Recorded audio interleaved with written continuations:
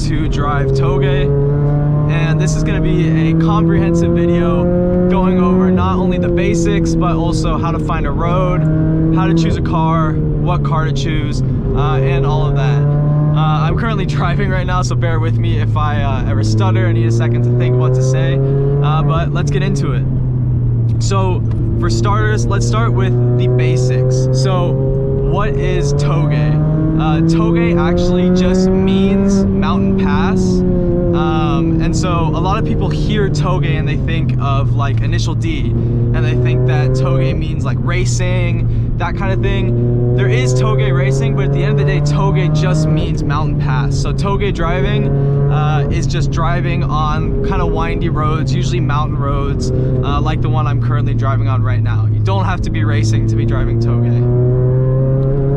So a quick disclaimer too, if you are to watch just one part of this video, I would really recommend you watch the disclaimer part, which will be at the end, because there I'm going to talk about a lot of really important info that you need to know if you're actually going to try to be driving like this. But that being said, let's jump into the first part of the video, which is going to be how to pick your road. So picking a road to drive on is one of the most important parts of Touge, as that road will be your local Touge. It'll be your local course, the road that you drive often. So when you're looking for a road, the best way, in my personal opinion, to find a Touge, to find a road to drive on, is to go onto Google Maps in the area around you and zoom out and look for roads that are windy, and you can see them from satellite view on Google Maps pretty easily.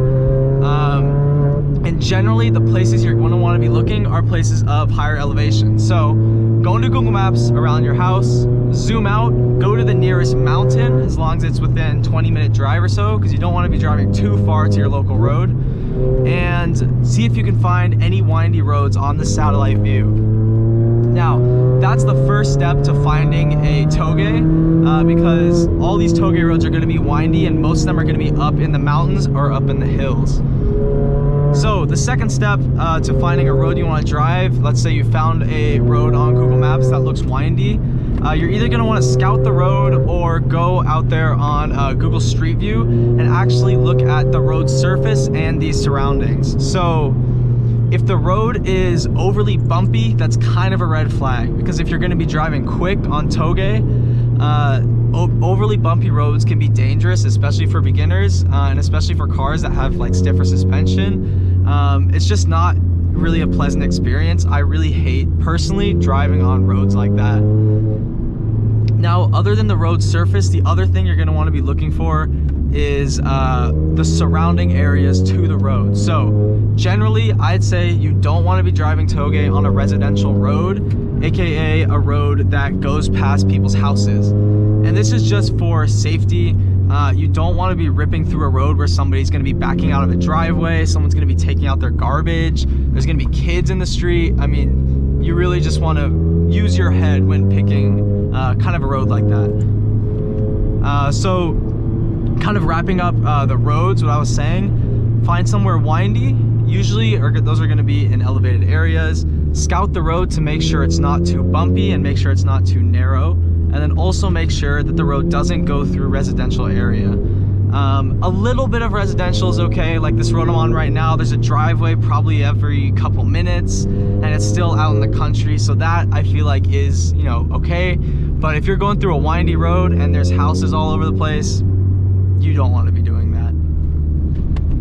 Cool, so you found your road, and the coolest thing about finding a Touge or a road to drive on is that car enthusiasts in your area probably will feel the same way about the road. If you find a road that is relatively smooth, windy, kind of out either in the hills, away from houses, you're not going to be the only person that enjoys driving on that road. So that's a good thing. What that means is that you may run into other people that are driving Touge or other enthusiasts on that same road. And that's really good for building a community, finding other people to drive with. All right, so now we're going to be talking about car and car setup. And the first thing you need to know right out of the gate when choosing a car for Touge is that in terms of speed, it's largely irrelevant. Now you're gonna look at me and say, that's the stupidest thing you've ever said. What does that mean? You know, a GTR is obviously gonna be faster than something like a Miata. No. No. The thing is with Touge is it's mostly all driver mod. So there are certain cars that are better set up for driving Touge, and I will talk about those. But what you need to get through your head is that if you want to become a better Touge driver, you need one thing, and that's seat time. I just emphasize this because a lot of people get caught up in their head saying, yeah, you know, so-and-so is faster than me, but it's because they drive this. It's because they have this, they have more horsepower, they have better tires. At the end of the day, power, tires, all that stuff helps a lot, but driver mod is very important. I know people that could drive a CRX and gap normal drivers in GTRs just because knowing your road and knowing your car is the most important thing for driving fast on Touge. With that, well, a good view.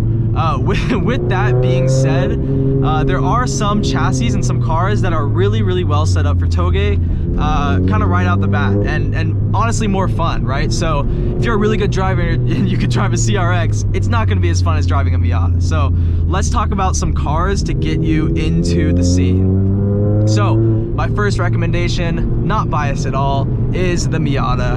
Miatas are great momentum cars. They're also great learner cars, being manual, front engine, rear wheel drive. They honestly rule the Touge anywhere you go. I mean, you could go to any local Touge pretty much anywhere around the world and you will see Miatas everywhere.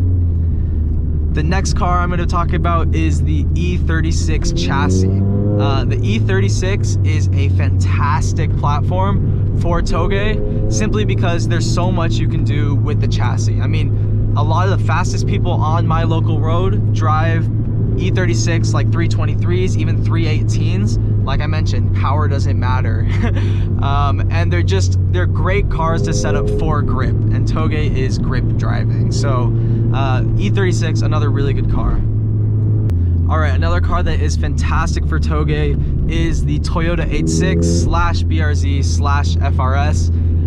Similar to Miatas, these things are front engine, rear wheel drive, manual, light sports cars, great momentum cars. Pretty much anything you can think of that would be a good momentum car is gonna be a good Touge car, just because Touge relies so much on momentum, grip driving. So in that same vein of thinking, Miata 86, E36, you can throw cars in there like Honda S2000, also MR2. MR2s are a little bit scary. You have to learn the snap oversteer with those if you really want to get into driving quick. But any car that kind of falls into that category of being light, manual, maneuverable momentum car is going to be a great starter car for Touge. All right, I'm going back uphill because I ran out of road. But what I'm going to be talking about now is, like I mentioned in the beginning of the video, the most important part of this video, which is Touge disclaimers. So, probably the #1 rule of Touge is always stay within your limits. So, what does that mean? Everybody that's driving is at a different skill level. If you just started, that skill level is going to be much lower than somebody that's been driving for a couple years. What you always need to do, always, I cannot stress this enough, is stay within your limits. When people go above their limits, that's how people crash and get injured. Now, you have to do this at all costs. And what I mean by that is you cannot let your ego get in the way. And this is very important. I see this way too often. I've seen so many crashes on my local road. A lot of people totaling cars, getting hurt because they have an ego or they're trying to drive above their skill level. So for example, let's say you just started driving, you've been driving your local Touge for 1 month, okay? Let's say you know the road decently, but maybe not every corner, and you're still getting used to your car. Then all of a sudden, headlights come in your rearview mirror and somebody's on your ass. So there's somebody that's way faster than you trying to push you. The right thing to do in this situation is to pull over and set your ego aside and let them pass. And you eventually over time, you'll get faster and maybe one day you can keep up with them. But what way too many people do in this situation is think, oh, I'm fast, I can be faster than them, and so they speed up and they try to stay at a pace that they aren't comfortable with. The same thing goes with chasing somebody. Let's say you're driving your local road and somebody goes in front of you and they say, hey, chase me downhill, and you're trying to stay on them and they're way faster than you. You cannot push yourself over what you're comfortable driving to try to stay up with somebody that's faster. This is how people crash, this is how people die, and I've seen it. I really have. There's been fatalities on the road I drive, there's been people totaling their cars. Pretty much everybody I know that drives Touge has binned a car, okay? And it's pretty serious because you're on public roads, and the last thing you can be doing on these roads is endangering, first off, other people, second off, yourself, okay? So I just have to get that out of the way. It's so important when you're driving. You need to drive safe. Other Touge etiquette is respect the locals and the pedestrians driving the road. I always advocate for driving Touge as late at night as possible because there will not be normal traffic driving at like 2 a.m. But you will inevitably run into civilians, people that are just using the road for its intended use. Do not ride their ass, do not turn your brights on, do not flash, do not honk. Just wait until they pull over. If they don't pull over, flip a U-turn and come back. Pestering, being mean to civilians, people that live on the road, is such a bad idea. It gives drivers a really bad reputation. And also, if you don't care about reputation, it also makes civilians much more likely to call you into the police. And the last thing you want is a bunch of police on the road that you like driving. For example, I just hit a pedestrian truck right here who is going below the speed limit. And so I'm probably just going to flip a U-turn in the road right here and go back downhill, because I don't know if he'll let me pass, and I'm not gonna be a dick and ride his ass. Cool. It's as easy as that, guys. All right, next thing. When you're on your way to your local road, your local Touge, don't drive like a fucking idiot. I'm sorry, I just have to emphasize that too, because there's so many people who, when they're on their way to the road, they're, you know, revving out through residential areas, they're driving like maniacs, and it's like, you want to be low-key before you go and drive on a Touge, because you don't want to attract a ton of attention to yourself when you're about to go drive quick. It's stupid. That's not to say you can't have fun. I mean, a lot of times when I'm down below the Touge, me and my friends will swerve like this kind of thing, but like, you don't want to be revving past civilians, just making a scene, because it's just, when you're already about to go drive quick, you don't want to draw unwanted attention to yourself. All right, some other basic tips, stuff to know when you're driving Touge. Always drive with your brights on, just so you can see more stuff. If there's somebody in front of you or someone coming the opposite direction, turn your brights off. You don't want to be blinding people. Also, one of your best friends when driving Touge is this button right here, your flashers button. You're gonna want to use that whenever you're passing somebody, and also whenever you're on the side of the road. So let's say right now I'm driving and there's somebody right here, they pull over to let me pass, hit that, go around, pass, and do that. Flashers are really important because it's kind of a way to say thank you, and then it's also just a way of showing that you're being safe and you care that they pulled over. You're not just like zooming by them super fast kind of thing. And then also, if you're ever needing to stop on the side of the road, let's say, oh shit, my tire went out here, something feels weird in my suspension, I need to find somewhere to pull off. This is not a good spot to pull off, but I'm just gonna show you for demonstration because there's no one behind me. Pull off, flashers, just so it's a hazard to let everybody know if someone's coming behind you, or also if someone's coming uphill, that they know you're there. Now, one last thing, and I hate to be talking about this because like I said, you have to always drive within your limits, but inevitably people do. What to do in the event of an accident, or if you see somebody else get in an accident. I personally have never gotten in an accident on Touge, but I have probably seen somewhere around 50 just cars either come around a corner and somebody's flipped, stuff from as minuscule as somebody just understeered into a ditch and bent their wheel, to as bad as stuff as people going off the side of the road and having it be a fatal accident. So what to do in the event if you ever see somebody crash, or if you ever crash yourself. First and foremost, if you see somebody crash, make sure they're okay. The car is, at the end of the day, an object and not important at all in comparison to human life.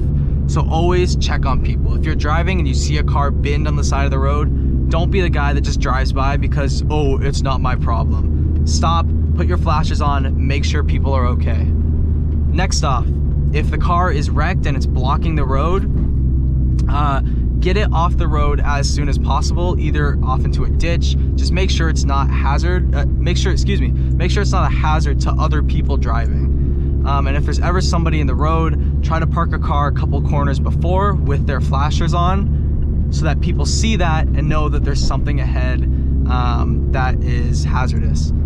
Also, I know a lot of people that run Touge regularly carry flares in their trunks, which is a good idea. If somebody ever gets in an accident, pop a flare, make sure it's in the middle of the road so it doesn't light up any brush on the sides of the road. And that is a good way to tell people that there's a hazard ahead, somebody has crashed, something of that nature.